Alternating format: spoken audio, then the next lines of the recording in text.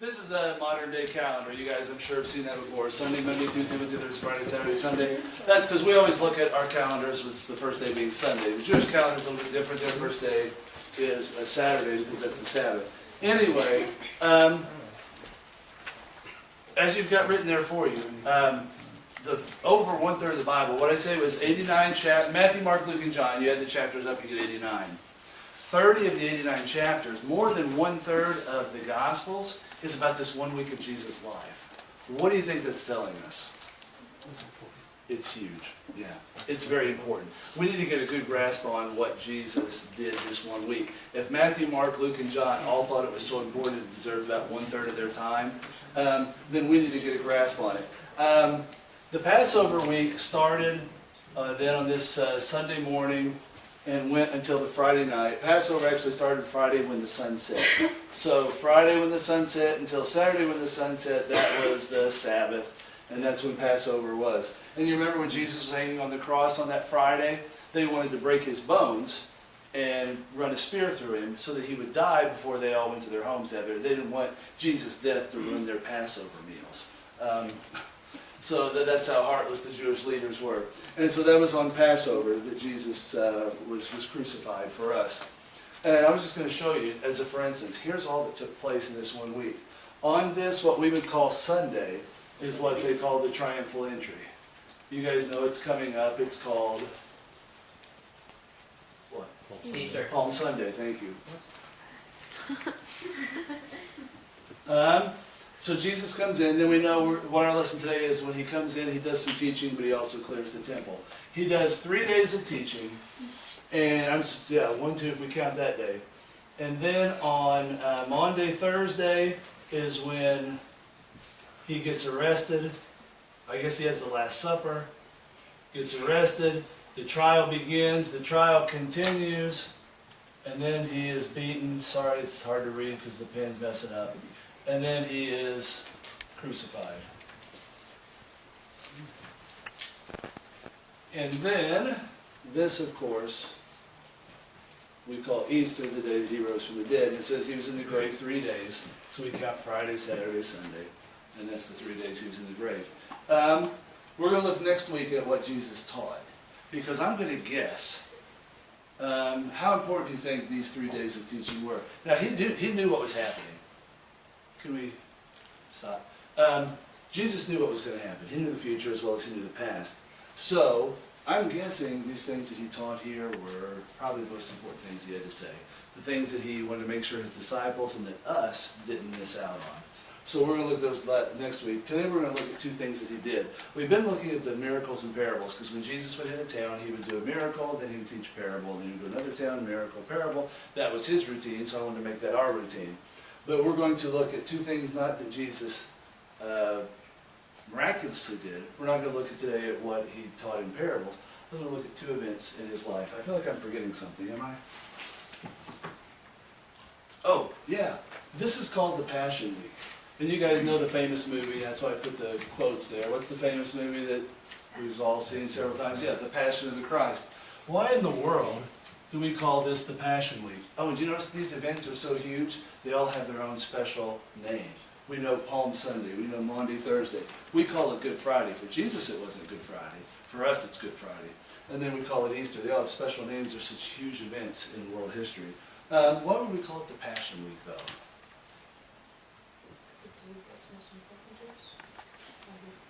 But why the word passion? No, you're exactly right. But why the word passion? Yes? So that's where Jesus showed his passion for us? Ooh, I never thought of that one. That's really, really good. Yeah, Jesus showed how much he's passionate for his children. That's excellent. This triumphal entry, if you would chart Jesus' popularity and how well he's getting along with humans, you see where it goes up, beginning of his ministry, there's a huge drop-off. John 6 tells us exactly what it happens. That after he taught about, he told the people, he taught, he made the fish and the bread for them. And then he said, unless you eat me and desire me as much as you just desire this food, you won't get to the kingdom of heaven. And of course he was speaking symbolically, but the people heard him say that and said, whoa, he wants us to be cannibals? What's going on? If you read the last part of John 6. his disciples dropped down to 12. And he even looks at his disciples and says, are you guys going to leave me too? So Jesus had a time where he became very, very popular, and then it dropped. Then as he started doing more miracles and traveling, it went up again. He goes to triumphal entry. He didn't go to Jerusalem very often in the 3 years of his ministry. Up until he was 30, we're told he went to Jerusalem every year for Passover. So he knew Jerusalem well. I mean, he knew the streets very well. He knew the customs very well. But that 30 to 33, he stayed away from Jerusalem. Too many people who wanted to kill him. And so he finally goes into Jerusalem as part of his ministry, and they love him. Remember, they lined the streets, and they had the palm branches, and they sang the songs to him. He goes inside, this crowd follows him. He goes to the temple to lead him in worship, and it's amazing. So it's the high mark of Jesus. When he gets arrested, and they ask for people in the crowd who might speak up in defense of him, how many people speak up? Exactly 0. We know John's there. Peter and the others run away. John's there, but John stays silent. So he goes from the height of his popularity to the absolute depths of his popularity, and 3 days later is the best day in human history. They call it the Passion Week because look at these great highs and lows. Jesus had the 2 best days of his life in 1 week and the absolute worst day of his life in that same week. And I think it gives us a lesson. Don't judge your life. If Jesus is right here or right here, should he judge his life by those moments? Of course not. Should Jesus be in heaven right now thinking he's a failure because everybody but 12 left him? Or because no one spoke up for him? Of course not. Don't judge yourself, kids, by the worst day of your life. Don't say, well, things are bad now, so therefore I'm a bad person. Or therefore I'm a train wreck or I'm a failure. You don't judge yourself by your low points. And you realize when you're in a low point, it's not forever. It's going to change. Let's move on.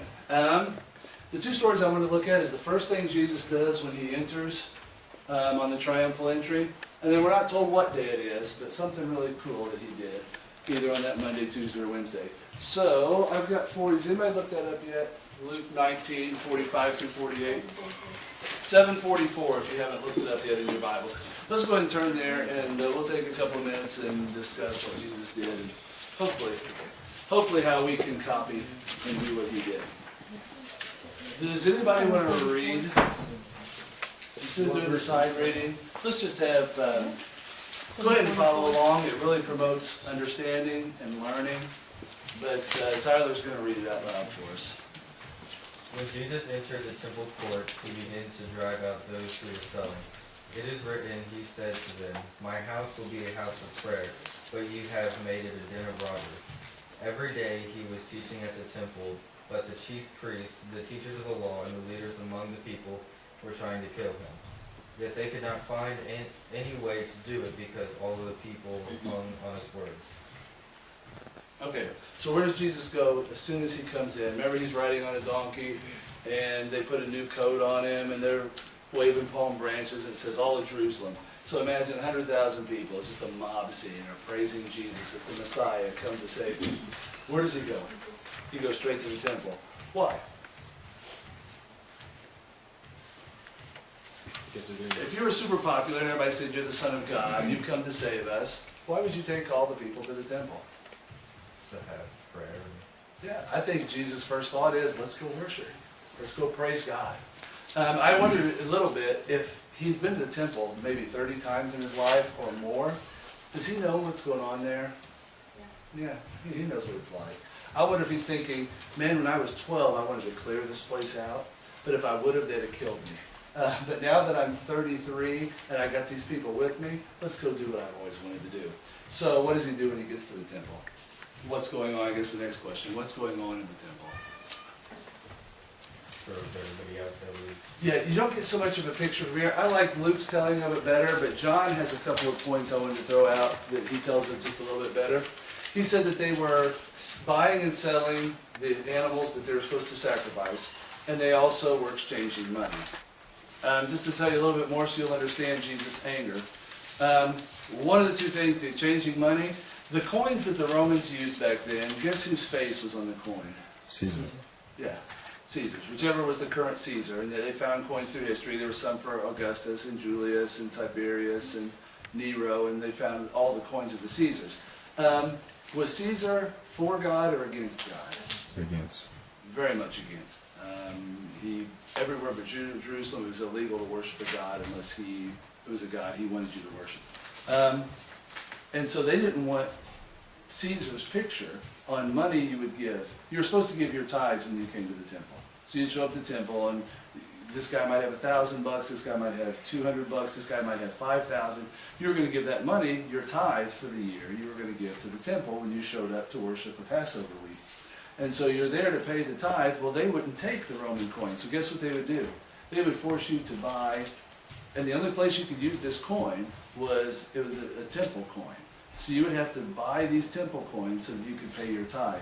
Do you think they gave you a fair exchange rate on that? Whether you came from Greece and you had Greek money, or if you came from Africa and you had Ethiopian money, or if you came from Persia and you had Persian money, whatever you had, they would force you to buy this temple coin. It's kind of like if you guys go to an arcade and you put a $5 bill in, they give you all the tokens. And when you're done, if you go to the cashier and say, hey, I want my $2.50 back, here's half the tokens, are they going to give me your money back? No. It's kind of like they got you stuck. So the people who were coming to worship God were getting ripped off, basically, is the bottom line. Also, you're supposed to sacrifice for your sins. And if you were a little sinner, you're supposed to do a dove. If you were a big sinner, a ram. If you were a huge sinner, a bull. Okay, so you're supposed to sacrifice something to God. Most people who had traveled far distances, you couldn't travel with a ram or a bull, could you? Could you imagine? I mean, it'd be hard enough getting to Jerusalem back then anyway. Then if you had to take a spotless bull in perfect condition with you, impossible. So people were showing up wanting to sacrifice as God had commanded, and guess what they were charging for a bull and a ram and a dove at these times? What's that? Incredibly high prices. Yeah, unbelievably high prices. So people are coming in their sincerity wanting to follow God, and they're getting ripped off, they're getting stolen from, they're getting taken advantage of. Jesus walks in, and what does he think? Oh, I can't take it. And John tells us he picks up a whip. But if you've got animals, you've got whips, because that's how you get animals to go where you want them to go. He takes up one of the animal whips, and instead of using it on an animal, he uses it on the people. The guys who are ripping people off, probably the Pharisees, the Sadducees, the scribes. The people who had been running the temple, but running it the wrong way. And now can you see why they would have hated Jesus? That year, they didn't make the kind of money they usually made at Passover. It'd be like going through Oktoberfest and turning everything over and driving everybody away. You'd make a lot of people in Seymour mad at you. And Jesus upset them. But you can see why the people loved him, because who was getting ripped off? People. So Jesus was very popular with the people, but he made the establishment, the government, very angry, very upset. I want you to flip with me. Oh yeah, we didn't answer this question. Why would he do that? Why would Jesus drive people out, make them angry, make them mad enough they wanted to kill him? Because if he doesn't do this, they maybe don't kill him. He could have saved his life by just going and worshiping. But why? All right, let's look at the next. Turn your page over, if you would, please. Jesus quotes a verse of the Bible. I want us to look that up. Has somebody gone to Zechariah yet? I want to tell you the page. Not Zechariah, I'm sorry, Jeremiah. Flip back in your Old Testaments to Jeremiah. First one there, yell out the page number. I want us to look at the quote because it tells us a lot about the mind of Jesus and the mind that he wants us to have. It's Jeremiah chapter 7. What's that? 541. Thank you, Sarah. Jeremiah 7, 9 through 11. And who would like to be our designated reader? Anybody not named Tyler? Sorry, man. I'll read. Thank you. Will you steal and murder, commit adultery and perjury, burn incense to Baal, and follow other gods you have not known? And then come and stand before me in this house which bears my name and say, we are safe to do all these detestable things? Has this house which bears my name become a den of robbers to you? But I have been watching, declares the Lord. Okay, here's what God's saying. Now they went to church on Saturday, of course, that was the Sabbath. So God's saying, I see you. I know what you're doing. I see you on Sunday, Monday, Tuesday, Wednesday, Thursday, Friday. You do whatever you want. You have sex with whoever you want. You steal from whoever you want. You act, you say the words whatever you want. You are entertained by whatever you want. And then you come to my house on Saturday and you say, I'm safe because I came to God's house. I gave God a tithe. I maybe did a nice thing. Maybe I went on a trip to help somebody one time. So therefore I'm safe. And God says, you know what I see when I look at my church? It's a den of robbers. And Jesus quotes, you turn my house to a den of robbers, this verse right here. What Jesus is saying to you and to me, you can't just come to youth group on Wednesday night or Sunday morning and then live the way you want to Monday through Saturday.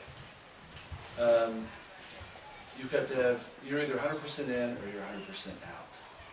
You can't do things on Friday night and then go to church on Sunday morning and say, well, I'm safe because I did this, or this one time I helped this one kid out, or I did 1,010, so therefore I'm safe. That's not how it works. Either you're 100% with God, completely with God, that God's your God every day of the week, or He's not your God at all. Let's go ahead then to Matthew 26. I'm going to look at the second thing Jesus did in this Passion Week, and then we'll break up. It's what? Thank you very much for doing that. 7:02, if you would please, in the Bibles you guys have.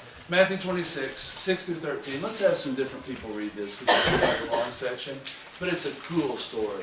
Julia, will you read the first maybe 3 or 4 verses, and then who would like to finish it?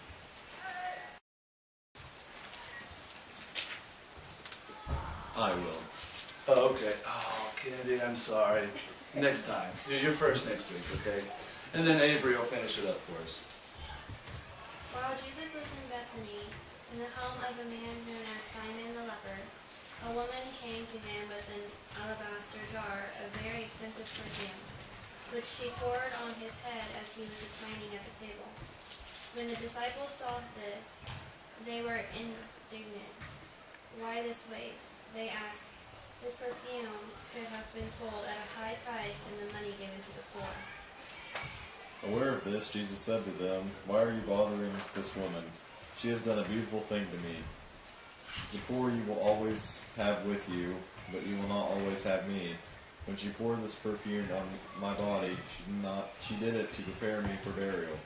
I tell you the truth, wherever this gospel is preached throughout the world, what she has done will also be told in memory of her. Okay, somebody just in your own words, recount what happens. Don't give me Jesus' words. Basically, what's the event that happens? Yes. Some woman just came up and poured perfume on her. Okay, funny thing, whose house is he in? Simon? There's a ton of Simons back then. Almost everybody was named Simon, so Jesus called his Simon Peter. Yeah. This Simon is Simon the... Why would you go eat at his house? He's got leprosy. However, it would have been wrong for Jesus to do that because having leprosy made you unclean. Eating a meal with a person who's unclean makes you unclean. Jesus didn't want to be unclean before he'd offer himself as the perfect sacrifice for us. So this guy probably has been... it's a smoke alarm. Probably this man... Well, no, I'm not going to worry about it because probably somebody's cooking. Come on, is Brad not here? I know how to shut it off, but I don't want to leave the class. Do you know how to shut it off? It's the orange, the room beside the kitchen, there's an orange panel, and you just have to like the reset or cancel. There's a button that's obvious. Anyway, if you guys can just get that in your mind, because I think this is really cool. We're told of a time Jesus healed 10 lepers. And how many came back to say thank you? One. Maybe he got to have one of Jesus' last meals, Jesus into his home.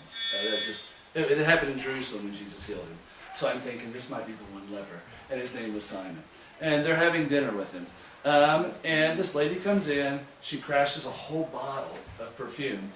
John tells us the perfume cost an average of a year's salary of a person.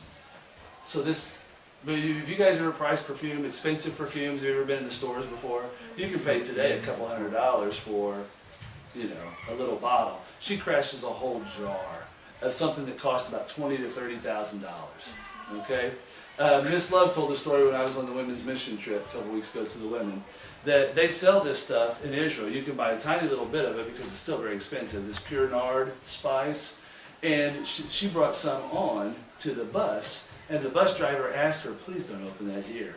And she goes, well, why? He said, because the smell is so strong, it will make everybody like, whoa, whoa, what are you doing? How you doing? Did you set off the fire alarm? Okay, your hotness came in.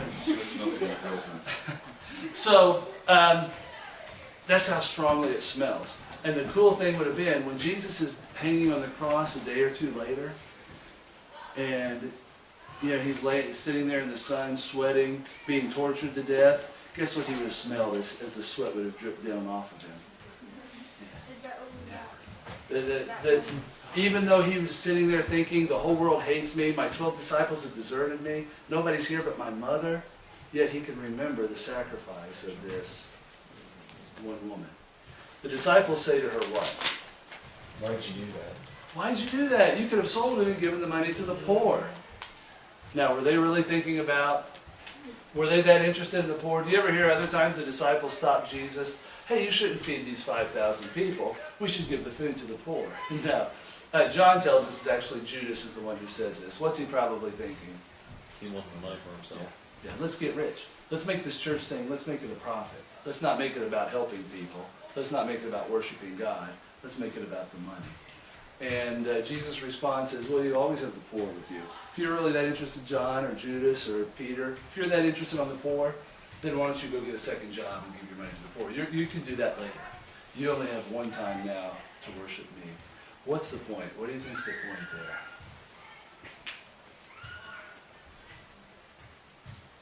We're told also in John's account that this woman's name is Mary. She's the sister of Lazarus. The first time we've met her, Mary was the one who was sitting at Jesus' feet while her sister Martha was working on the meal. She comes in and says, Jesus, tell Mary to get up and help me. I'm doing all the work by myself. And Jesus says, Martha, I wish you were doing what she was doing instead of her doing what you're doing. In other words, Jesus doesn't want our labors. He wants our relationship. He wants our time. He wants that, that father-child relationship. Then we see later, Lazarus dies, and she goes to Jesus and says, Jesus, you can heal him. And Jesus says, you know what, you're right. And he brings back, and the only time we're told Jesus wept, he brings back Lazarus from the dead. Now this woman gives, I'm sure, the most expensive thing she owned. I don't see Mary and Martha being that wealthy. She takes her most prized possession and breaks it as her worship, as her sacrifice to God. What would God have you do? Give your most prized possession. What is it that's most important to you? Is it a talent or a gift that God has given you? Is it a relationship with a person that you have? Is it some possession that you own?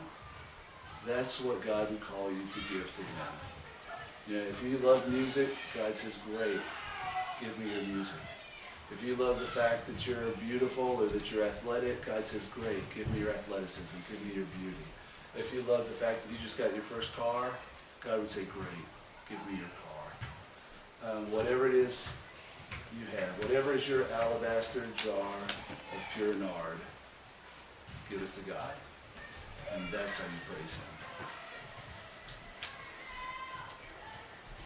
Questions or comments?